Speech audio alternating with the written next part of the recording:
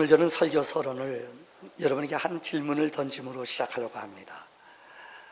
여러분, 우리나라가 6.25 때 아프리카 땅에서 우리를 도와준 나라가 있습니다. 6.25 때 참전한 16개국 나라 가운데 군인을 파송한 나라가 있습니다. 아프리카 땅 어느 나라일까요? 에티오피아 맞습니다.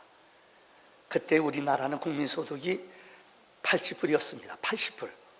근데 그 나라는 국민소득이 그때 3,000불이었어요. 어마어마하죠. 그런데 그 나라 사람들이 정말 20년 동안 공사치하에서 멘키수투라는 사람이 군인이 혁명을 일으켜서 공산국으로 그 나라가 바뀌어졌습니다. 20년 동안 정말 너무나 큰 고통을 당했습니다. 그런데 이 공산주의자들이 이 북한 사람들과 개입이 됐나 봐요. 그때 6.25 때 참전했던 그 6,180명의 한국 사람들, 한국전에 참전했던 그 부대를 강류부대라고 그랬습니다. 그 부대 사람들을 그들이 재산을 착취하고 그들을 학대하고, 왜요? 공산주의가 되니까는 그 전쟁에 참여했던 사람 그 긍지를 다 뺏어버렸어요. 지금은 세계에서 너무너무 가난한 167번째 나라예요. 그들이 이념을 알았을까요? 그 당시 어린 시절에 그 셀라시 황제라는 분이 우리나라에 왔었어요. 이분이 얼마나 믿음이 좋은지 영락교회에 가서 이 황제가 그 옷 입고 예배 드린 것을 기억하고 있어요. 그런데 공산화가 되고 나서 완전히 그 한국전에 참전했던 사람들 명예, 그들의 자존심 다 깡그리 무너뜨리고, 두 번째 나와주세요. 그들이 우리에게 있는 두 번째, 이 재산도 몰수하고 거기 참전했던 사람이 죄인 취급을 받았어요. 얼마나 어려움을 당했는가. 1만 명당 우리나라도 의사가 사실 적은 거예요. 19.7명이래요. 그런데 이 에티오피아는 0.2명의 의사가 있대. 그러니까 의료를 전혀 받지 못하죠. 오해가 없기 바랍니다. 지난번 피리수첩 때문에 여러분들 마음 아파할 거예요. 참 어느 교회가 나왔잖아요. 근데 그 교회가 좋은 기능, 교회를 다니는 사람들은 좀 이해가 될 거예요. 그 교회 뛰쳐나간 사람들, 의도적으로 반발하는 사람들이 이렇게 뽑아서 인터뷰하다 보면은, 이 교회도, 여러분, 제가 이 교회 대표자가 저예요. 우리 부목사님들 사택 오해하지 마세요. 이거 전부 다 장로님들 누구 거예요? 제 거예요. 나 부자 아니에요. 저 이 교회 떠나면 내 이름 바꿔야 돼요. 근데 대표자니까 모든 부동산이 그분 이름으로 다 돼 있어요. 이 교회에서 15년 전에 목사님이 그 에티오피아 갔다가 너무나 그들이 가난하고 어렵게 사는 것, 지금 남은 사람이 331명이 남았대요. 그래서 그들이 우리에게 병원 좀 져주세요. 우리 아픈데도 병원 돈 받고 돈이 없어요. 그래서 목사님이 병원 져주겠다고 약속했대요. 그래서 그 명성교회의 의사들 가운데 믿음 있는 사람들, 당신 가세요. 그래서 의사들 몇 명의 혈혈단신으로 그곳에 가서 병원을 만들기 시작했어요. 첫째, 그들은 331명의 사람들을 치료하기 위해서 그 병원을 시작을 했어요. 그러다 보니까는 너무너무 어려운 사람들이 많더라는 거예요. 그래서 세계 의료기구에 보고해서, 누가 선교에 보고해서 이동차를 만들어 일주일에 한 번씩 그곳을 돌면서 그들에게 치료해 주며 그들의 병원을 한 번 수술하면 회복될 수 있는 사람이 너무 많더래요. 약만 제대로 치료하면 회복될 사람이 너무 많더라는 거예요. 그래서 그들을 보냈어요. 최근에는 그들이 400억 넘는 돈을 이번에 명성교회가 투자했어요. 그래서 600베드의 병원을, 여러분 상상이 안 되죠. 얼마 전에 KBS 선교라는 말은 다 뺐을 거예요, 여러분들. 한 교회에서 거기 의사 57명의 의사들, 또 의대생들을 불러서 그들에게 앞으로 10년, 20년 후에 그들이 병원을 이끌 수 있도록 지도자들을 키우는 거예요. 얼마나 아름다운지 몰라요. 영상을 여러분, 그곳에 있는 화면을 몇 가지를 여러분에게 보여드리겠습니다. 보세요. 여기 보면은 강류부대, 이 강류부대라고 그래요. 253번 에티오피아 군인이 아주 용감한 사람들이에요. 한 번도 패한 적이 없대, 이들은요. 이들의 그 전쟁했던 그들의 당당하고 자신스러웠던 그들의 모습이 여기 기록되어 있습니다. 두 번째 화면 띄워주실래요? 여기 보면은 이름도 모르는 나라 때문에 가족을 뒤로 했습니다. 이 발다쳐 못 일어나는 분이에요. 여러분, 그들은 한국이 부흥되고 한국이 잘 사는 것, 그 소식만 들어도 행복해하고 기뻐하는 사람들이에요. 세 번째 화면 보실까요? 조국도 가족을 위한 것도 아닌 대한민국이라는 나라를 위해서 목숨을 바쳤습니다. 이분들 보세요. 몸도 못 가는 분이에요.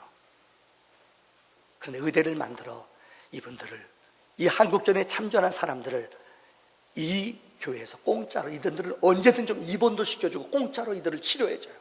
얼마나 아름다워요. 더 놀라운 것은 그 6,180명의 그 자녀들 가운데 의대를 가고 싶고 의대를 공부하고 싶은 아이들은 공짜로 2명 장학생으로 키워준다는 거예요. 얼마나 그들이 지금 자존감이 높아졌는지 모른대요. 제가 왜 이 얘기 드리는 줄 알아요? 여러분, 우리는 거저받았어요. 누가 뭐래도 그때 그들이 도와주지 않았다면 이 땅은 여러분 아주 조카가 됐을 거예요. 그들은 6월 25일 날 이 땅을 공격해서 8월 15일 날 부산을 점령하고 그들이 광복절을 그곳에서 맞이하려고 계획을 다 짰어요. 만약에 그들이 미국이 개입되면, 그들은 유엔군이 개입되면 중공군이 100만 명이 올 것을 그들은 병력들을 다 이동시켜 놨어요. 여러분 아세요? 이것이 우연이 된 거예요? 아니에요. 오늘 특별히 저는 정말로 그때 사랑받았던, 우리가 은혜를 입었던 그것을 갚는다는 게 얼마나 기쁜지 몰라요. 용인에 있는 어느 교회는 6.25 참전한 용사들을 매년 50명씩 그들 비행기값, 이곳에 호텔 머물게 해주고 그 교회에서 그 일을 해요. 얼마나 그분들이 오면 행복해. 막 울어요. 외국 먼 데서 오시는 분, 지금은 나이가 80 다 넘었어요. 50명씩 그분들을 초청해서 매년마다, 이거 교회가 아니면 누가 할 수 있겠어요? 나라도 그런 돈 안 줘요. 이유는 하나예요. 우리는 거저받았어요. 우리는 거저줘야 돼요. 한번 옆에 사람하고 인사합시다. 거저받았어요. 다시요. 거저줍시다. 인사합시다. 오늘 요한복음 15장 8절의 말씀을 보면은 너희가 열매를 많이 맺으면 내 아버지께서 영광을 받을 것이요 너희는 내 제자가 되리라 라고 말씀했어요. 우리 인생은 지금 포도나무를 15장에서 이야기하지 않습니까? 포도나무는 누가 뭐래도 열매를 많이 잎사귀가 무성한데 열매는 하나도 없어요. 들포도만 해요. 이거는 쓸모가 없어요. 우리 인생은 열매가 있는 삶이 돼야 돼요. 오늘 성경은 포도나무의 비유를 통하여 열매 맺는 삶이 무엇인지를 우리에게 설명해 주고 있습니다. 첫째는 기도의 열매를 맺어야 된다는 것입니다. 오늘 요한복음 15장 읽어드린 7절의 말씀을 보세요. 너희가 내 안에 거하고 내 말이 너희 안에 거하면 너희가 무엇이든지 구하는 대로, 원하는 대로 이루라고 말씀했어요. 보세요. 너희가 내 안에 거하고 내 말이 너희 안에 거하면 너희가 무엇이든지 원하는 대로 구하라. 그걸 하나님이 이루어준다고 약속했어요. 우리 믿음의 성도에게는 기도의 열매가 주렁주렁 맺혀야 되는 줄 믿습니다. 하나님이 약속하신 거예요. 주님 안에 거하기만 하면은 우리가 무엇이든지 기도하고 구하면 우리의 길을 열어주시고 우리의 길을 형통케 하시는 줄을 믿습니다. 노만 필센틴 박사라고 있죠. 필 박사라고요. 우리가 또 필 박사라고 불러요. 이분이 한국에 끼친 영향 가운데 하나가 적극적인 사고방식. 노만 빈센트 필 박사라고 들어보셨을 거예요. 이분이 한 번은 어느 곳에 갔는데 소아마비, 몸을 못 움직여 아주 심한 부위, 중증장애자예요. 근데 여러 사람들 앞에서 몸이 불편한데도 인생이 행복해요. 너무너무 인생이 재미있어요. 너무너무 나는 행복해요. 이렇게 간증을 하는데 이 박사가 충격을 받았대요. 그래서 물어봤대요. 자매님, 이렇게 몸도 못 가누고 몸도 못 움직이는데 뭐가 그렇게 행복해요? 그분이 대답한 것이 참 걸작이어서 이런 말을 했대요. 제게는 비밀 전화가 한 대 있어요. 그런데 이 전화는 늘 직통 전화입니다. 어렵고 암담하고 절망감이 올 때마다 직통전화를 저는 사용합니다. 그 직통전화가 저를 욱뚝서게 했습니다. 거기서 그 전화번호가 몇 번이에요? 물어봤대요. 그때 이분이 하는 말이 333이에요. 뭐 337은 들어봤지만 333은 뭔지 아세요, 여러분들? 333이래요, 전화국 번호가. 그게 뭐예요? 그랬더니 에레미야 33장 3절, 너는 내게 부르짖으라. 내가 내게 응답하겠고 내가 알지 못하는 크고 비밀한 일을 보인다는 말씀. 이 말씀이 하늘나라 천국 전화번호라는 거예요. 너는 내게 부르짖으라. 하나님은 우리에게 부르짖으라고 그랬어요. 기도하라고 그랬어요. 그러면 내가 내게 응답하겠고 내가 알지 못하는 크고 은밀한 비밀한 일을 하나님은 기도할 때 우리에게 새로운 일을 이루어 주시는 줄 믿습니다. 기도의 열매를 많이 맺어야 돼요. 그러면 열심히 하나님 앞에 아뢰야 돼요. 전능자 하나님 앞에 부르짖어야 돼요. 우리 교회 영적인 특징 가운데 하나는 우린 금요일날 열심히 기도합니다. 금요일날 평소는 한 100명 모일 거예요. 우리 교인에 비해서 많아요. 어떤 분 처음 오면 놀라요. 이유는 하나예요. 여러분, 그들이 어려워서만 기도하는 줄 알아요? 아니에요. 우리 금요일날 기도하는 것 가운데 하나가 나라 위해서, 선교사님들을 위해서, 이 조국을 위해서 기도하지 않습니까? 우리 위해서 기도하는 건 놓칠 때가 많아요. 이때 중보기도로 모이는 거예요. 합심하여 하나님 앞에 기도하는 거예요. 기도의 능력이 올라갈 때에, 기도의 수증기가 올라갈 때에 거룩한 비가 내리는 줄을 믿습니다. 필립 얀스라는 유명한 기독교 작가가 있어요. 이분이 쓴 책 가운데 기도라는 책이 있습니다. 필립 얀스는 기독교계에 참 유명한 기독교 작가예요. 이분이 기도라는 말을 이렇게 정의를 내렸어요. 라틴 말을 사용했어요. 이렇게 브레카리우스, 첫 번째 보면은 기도라는 정의, 브레카리우스는 라틴 말인데 불확실한 상황 속에서 아뢰는 것. 이 말이 무슨 말입니까? 기도는 너무나 평안할 때는 간절한 기도를 못해요. 내 원하는 대로, 내 생각대로 모든 게 다 잘 돼 보세요. 기도 안 해요. 아니, 간절하지 않아요. 내 생각대로 안 돼요. 내 뜻대로 안 돼요. 여러분, 자꾸만 막혀요. 자꾸만 꼬여요. 그러면 그때 어떻게 하는 거예요? 기도하는 거예요. 제가 말씀드리죠. 이 얘기는 안 해야 되는데 2년에 한 번씩 신검 받죠, 여러분들. 그때 혹이 있다, 병원에 가봐, 병원에서 이거 종합검사 받아야 돼요. 그럼 그때부터 우리 교인들 그런 거 많이 나타났으면 좋겠어요. 그러면 어떻게 해요? 그때부터 새벽기도 열심히 나와요. 그죠? 근데 병원에서 이거 비계덩어리예요. 그럼 그 다음날부터 안 와요. 웃지요? 우리들이 그래요. 우리들이 그래요. 우리들의 믿음이 그 정도밖에 안 돼요. 필립 얀스는 기도는 불확실하고 어렵고 앞길이 막힐 때에 기도한다는 거예요. 우리 옛날에 복음서가 가운데 그런 거 있잖아요. 집을 나서기 전, 연주 어떻게 부르죠?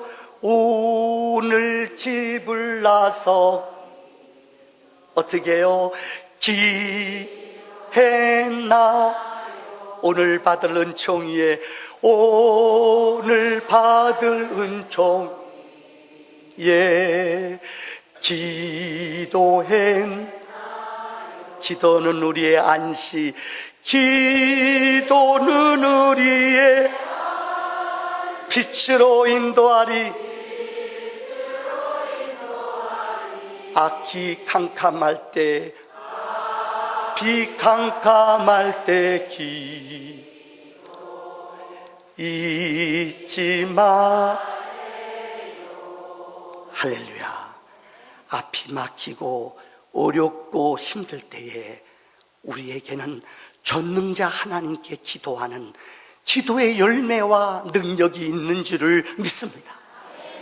두 번째, 성경에서 맺으라는 열매가 있어요. 이게 뭐냐? 봉사의 열매, 섬김의 열매예요. 나눔의 열매를 가지라고 그랬어요. 사도행전에 보면은, 사도행전에 예수님이 하신 말씀이 딱 한 구절 나와요. 20장이 뭔지 아세요? 어떤 것보다 어떤 게 복이 있다고 그랬는지 아세요? 받는 자보다 뭐 하는 자가? 주는 자가 복이 있다. 믿음의 인생은 주는 게 복이에요. 믿음의 기도의 사람들은, 영적인 믿음의 사람들은 주는 사람들이에요. 이럴 때 하나님의 능력이 우리에게서 넘쳐나는 거예요. 혹 여러분들 스티브 린턴이라는 분이 있습니다. 이 스티브 린턴이라는 분은 아마 여러분 누군지 혹시 아실까요? 우리나라의 초대 선교사님의 4대 손이에요. 원래 유진 필 박사라고 여러분 들어보셨을 거예요. 이분의 가문, 이분들은 전라도 광주에서 주로 의료 선교를 했어요.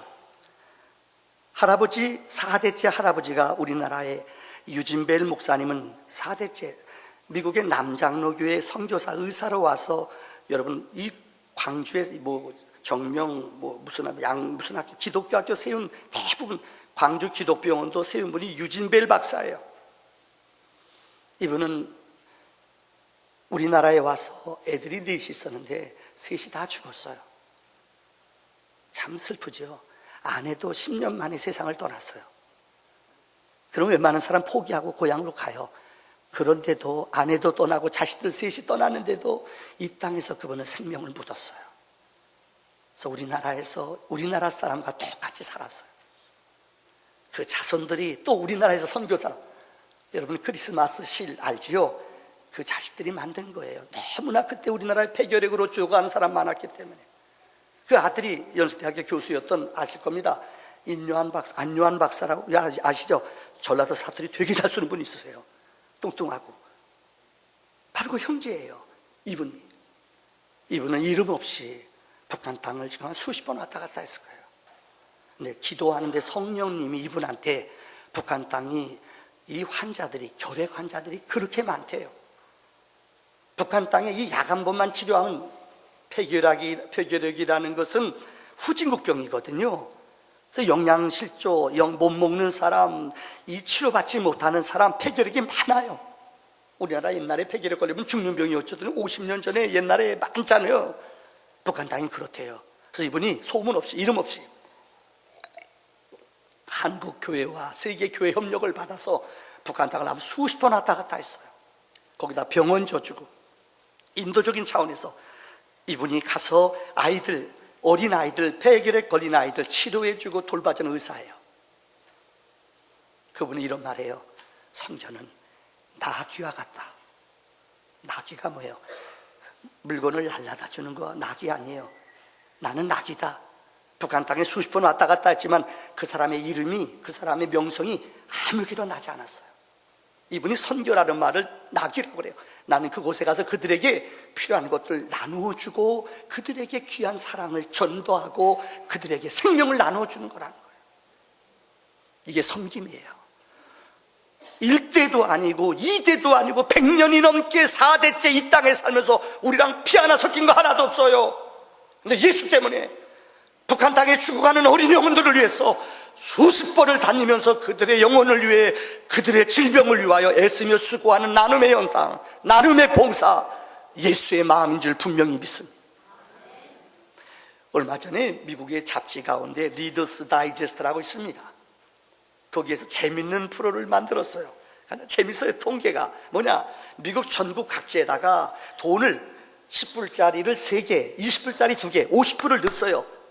그거 지갑에다가, 거기다가 사진하고 주소하고 전화번호까지 일부러 이쪽에 붙여놨어요. 이것을 몰래 카메라다 해가지고 이 길거리에다 떨쳐놨대요. 근데 지역마다 틀리더래요. 제일 많이 거친 도시가 어디냐? 시애틀은 잠 못 이루다가 돈을 가져오나 봐요. 거기는요. 커피 먹고요. 거기 커피 알잖아요, 여러분들. 스타벅스요. 커피 먹고, 그래서 날씨가 우수수해서 그런지 그들은 기도하다가 막 좋은 교회들이 많거든요. 시애틀에 가보면요. 거기는 10개를 뿌렸더니 9개가 그대로 다 돌아왔대요. 근데 제일 안 돌아온 도시가 있대요. 미국의 네바다주라는 곳에, 네바다 여러분 아세요? 사막계, 거기다가 라스베가스라는 인공도시를 만들었어요. 이거 땡기는 도시 아니에요. 거기는 10개 갖다 놨더니 5개만 돌아오고 5개는 안 돌아왔대요. 왜요? 남은 돈 생기자마자 아싸 하고 가서 이거 하느라고요. 사람들이 안 갖고 오더래요. 근데 이것을 하면서 재미있는 거예요. 통계를 내봤더니 67% 사람들이 평균으로 지역 미국의 50이 쭉 나눠주고 했더니 평균 67%가 들어오더래요. 여러분 누구에게 유인성 집사님 양심 선언하시고 하세요. 공무원이니까 거짓말 안 하겠죠. 물어볼게요. 집사님, 내가 탁 어느 날 길거리 지나가다가 50불이 탁 있어요. 전화번호가 있어요. 그럼 집사님 그거 받자마자 어떻게 할까요? 돌려줘. 말로만요? 진짜요? 오늘 2부에 뵀더니 그거 받으면은 꺼내서 아내한테 주고 자기는 논대요. 그건 도둑질하는 거예요. 말이 그렇지. 아무도 안 보는데 그 벼랑간에 50불이 생기면은 여러분 마음 어떨 것 같아요? 흔들리는 사람 많아요. 자, 다른 얘기 안 할게요. 요새 우리나라 하루에 평균 40번 CCTV 찍힌대요. 길거리에 떨어졌거나 길거리에 떨어진 물건 집어 가져오면은 이거 여러분 아세요? 죄송합니다. 법적으로 도적이 돼요. 아주 된통당해요. 아싸리 그냥 오면은 딴 데로 눈 돌리고 가세요. 왜요? 이거 잘못 집었다가 이거 CCTV에 찍히면 잡히면 요새는 다 잡힌대요. 워낙 영상도 좋고 이 지문도 좋아서 거의 다 잡힌대요. 애당초 도둑질 하지 마세요. 그거 가지고 헌금하지 마세요, 여러분들. 안 돼요, 안 돼.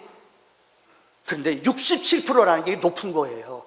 그래도 미국이란 나라가 기독교 정신이 있기 때문에 반납하는 거예요. 정직하게 돌려주는 거예요. 두 번째는 여자하고 남자하고 비교해 봤대요. 남자들이 더 나쁘대요. 남자들은 67%, 나머지는 안 가져왔대요. 67%만. 여자들은 72%가 62%, 여자는 72%가 갖고 왔대요. 여자들 착해요. 한국 여자들도 똑같을 거예요. 남의 것 탐내지 마세요. 남의 것 잊어버린 사람이 얼마나 안타깝고 두려워하겠어요. 슬퍼하겠어요. 그거 돌려줘야 돼요. 여러분 돌려주면 뭐 법적으로 몇 프로 받는데요. 그것도 받지 마세요, 여러분들. 정말이에요. 왜요? 내 것 아니잖아요. 아낌없이 주웠더라도 거저받은 거 아니에요. 돌려줘야 되는 거예요. 세 번째는 어른들하고 이 청소년들 앙케이트를 내봤더니 어른들이 더 나쁘대요. 어른들은 가져오는 확률이 적은데 어린아이들일수록 학교에서 배운 그대로 갖다가 준대요. 어른들 나빠요. 애들이 착하대요. 애들이 더 정직하대요. 마지막은 참 제 마지막 얘기하려는 거예요. 그분들을 가져온 사람들을 조사해 봤더니 97%가 다 크리스찬이래요. 할렐루야. 여러분 좀 자긍심 좀 가지세요. 열매 맺는 사람은 좀 달라야 돼요. 예수 믿는 사람은 안 믿는 사람과 가치와 생각과 삶이 달라야 돼요. 그렇게 살면 안 돼요. 그렇게 말하면 안 돼요. 그렇게 생각하면 안 돼요. 예수 믿는 사람은, 예수의 심장을 가진 사람은 정결한 사람, 거룩한 사람, 생명의 사람으로 살아가야 되는 줄을 믿습니다. 마지막 결론 세 번째가 되겠습니다. 여러분 다시 말씀드립니다마는 고린도 후서 9장 16절에 12절의 말씀에 보면은 이 봉사의 직무가 성도들의 부족한 것을 보충할 뿐만 아니라 사람들이 하나님께 드리는 많은 감사로 말미암아 넘쳤느니라. 이 봉사의 직무는 아세요? 내 것을 주는 게 아니에요. 우리는 그저 하나님 앞에 쓰임받는 도구예요. 봉사의 직무는 내 것 주는 게 아니에요. 하나님의 것을 우리가 부족한 자들에게 보충해주고 채워주는 것이 봉사라는 거예요. 내 것까지 돕는 게 아니라는 거예요. 언더우드 목사님이 1885년에 제물포를 통해 우리나라에 최초로 들어온 선교사 아닙니까? 이분이 선교하다 너무 지치고 너무너무 한국 사람들이 힘들더래요. 이분의 일기장에 보면은 이렇게 기도한 내용이 기록되어 있어요. 주여, 지금은 아무것도 보이지 않습니다. 예배당도 없고 학교도 없고 모든 사람이, 백성들이 경계와 의심과 멸시와 천대함이 가득한 곳이지만 이곳이 머지않아 은총의 땅이 되리라는 것을 믿습니다. 주여, 오직 제 믿음을 붙잡아 주시옵소서. 언더우드 선교사님이 오셔서 의술로 세브란스 병원을 만들었잖아요. 시간 날 때마다 전국을 다니며 예배당을 세웠잖아요. 지금은 보이지 않지만 지금은 열매가 맺는 것 같지 않지만 이분의 눈물과 사명과 헌신이 이 땅에 아름다운 열매를 맺은 줄을 믿습니다. 마지막 세 번째로 우리 성도가 맺어야 될 열매는 한번 따라할까요? 전도의 열매. 다시 한번 전도의 열매. 여러분, 우리 믿음의 사람들이 맺어야 될 가장 귀한 열매는 생명을 낳는 열매예요. 직업 소명론이라는 이 중세기의 종교개혁자들은 우리의 직업은 모든 것이 다 하나님이 맡겨주신 천직이에요. 성직이라는 거예요. 많은 사람들은 성직하면은 말씀 선포하고 주의 종만, 목사만 성직인 줄 알아요. 아니에요. 중세 종교개혁자들은 어떤 일을 하든지 의사건 아니면 교육자건 내가 개인 사업을 하건, 여러분 아세요? 이 사업은 하나님이 내게 맡겨주신 거룩한 선교의 도구라는 거예요. 이걸 알아야 돼요. 그래서 가장 중요한 게 하나님 나라 가면 우리가 계산하는데 아마 제일 큰 상급이 성경에 기록된 말이 다니엘서 12장 말씀처럼 모든 사람을 옳은 대로 인도하는 것이 하늘의 별과 같이 빛난다 그랬어요. 하늘에서 다가 되는 것은 많은 영혼을 아버지 앞에 구원하는 것, 아버지 앞에 많은 영혼을 인도해내는 사람, 이것이 하늘의 별과 같이 빛낸다는 거예요. 우리 교회도 이렇게 통계를 내보니까는 참 제가 마음이 아파요. 거의 수평이동하는 분들이 한 7, 80% 돼요. 한 70% 되는 것 같아요. 처음 예수 믿고 처음 구도자로서 예수 믿고 신앙생활에서 교회 오는 사람들 한 30%도 안 되는 것 같아요. 거의 이쪽 교회에서 저쪽 교회로 옮기는 분들이 많아요. 이건 건전한 교회가 아니에요. 진짜 좋은 교회는 구도자, 전혀 복음을 몰랐던 자들, 하나님을 몰랐던 자들이 예수 믿고 교회에 와서 은혜 받고 믿음 생활하는 거예요. 이게 구도자가 있는 교회예요. 여러분 안 그렇습니까? 왜 하나님이 여러분 결혼시켰는 줄 아세요? 왜 여러분이 하나님의 그런 직업을 주셨는 줄 아세요? 그 일을 통해서 하나님 영광을 드러내야 되는 거예요. 영혼을 사랑하고 영혼을 인도하는 일로 살아야 된다는 거예요. 많은 사람들은 목사님만 전도하는 거죠. 아니에요. 하나님이 가장 기뻐하는 아름다운 열매는 그 영혼을, 지옥 가는 영혼을 천국으로, 멸망받을 영혼을 거룩한 생명의 길로 인도하는 것, 이것이 하나님이 가장 기뻐하는 열매인 줄 믿습니다. 유명한 의사 가운데 엘리저 캐슬이라는 의사가 있었어요. 이분은 믿음이 참 좋았어요. 아버님도 장로님이셨고 그 부인도 믿음이 좋았어요. 부인은 음악을 전공한 사람이었어요. 너무나 예수를 잘 믿고 교회에서도 열심히 교사로 봉사했어요. 근데 50 후반부 되던 해에 별로 자기네들이 전도한 사람이 없더래요. 부인은, 남편은 늘 글쓰기를 좋아했고 의사지만 주일학교 봉사하면서 아내는 노래를, 교회에서 반주하고 노래를 그렇게 작곡을 잘했어요. 아내가요. 근데 이분이 어느 날 기도하는 가운데 너는 내 인생의 풀타임이 무엇이냐, 가만히 생각해 보니까는 자기 인생의 풀타임이 거의가 다 이 의사 돈 버는 데 전념했어요. 파트타임, 주일날 한 번 봉사하고 이것밖에는 자기는 한 게 없더래요. 그래서 그들의 삶 60 되는 해에 이분이 신학 공부해서 60대의 목사가 됐어요. 그래서 하나님의 일을 한 사람이에요. 내 인생의 풀타임이 의사가 아니라 복음을 전하는 거예요. 덴버에 있는 침례교회에서 목사가 됐어요. 내 목사가 되고 나서 한 달 후에 아내가 교통사고로 세상을 떠났어요.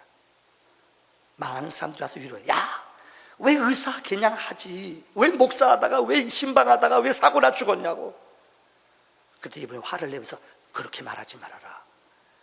우리 아내가 이전에 세상 떠나기 전에 얼마나 신방하고 연약한 지체들 가서 기도해 주는 게 얼마나 행복한지, 이거는 천사도 따라오지 못하는 하나님이 내게 맡겨주신 귀한 성직이에요. 천사도 흠모하는 거예요. 그래서 아내가 노래를 자기가 그 가사를, 그 아내 말을 듣고 자기는 가사로 옮겼고 부인이 곡을 썼어요. 그래서 장례식 때 최초로 불려진 노래예요. 이게 우리가 말하는 508장이에요. 여러분 들어보실래요? 쳐주세요.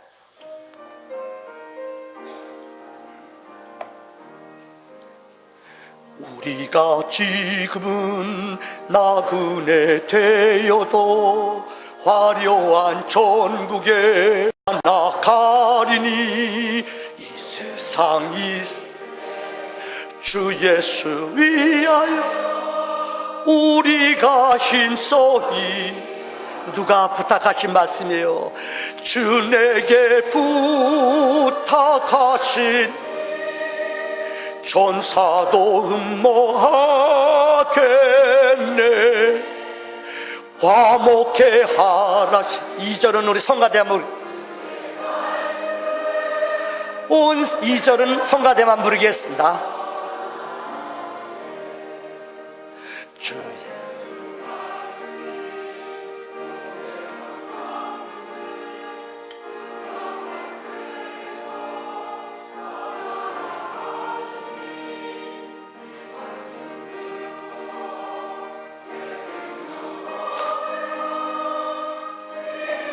우리 다 같이 부르겠습니다. 주 내게 부탁하시니 주 내게 부탁하신 전사도 흠모하겠네.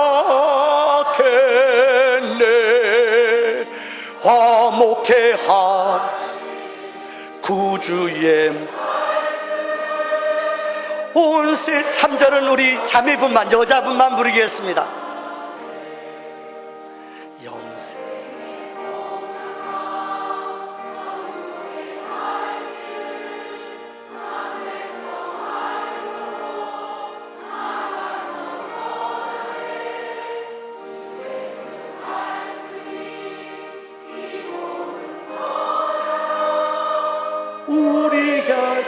우리 다 같이 부르겠습니다. 주 내게 부탁하신 게 뭐예요? 주 내게 부탁하신 전사도 흠모하겠네. 화목해 하 구주의 온 세상 널리 존하세. 우리 함께 기도합시다.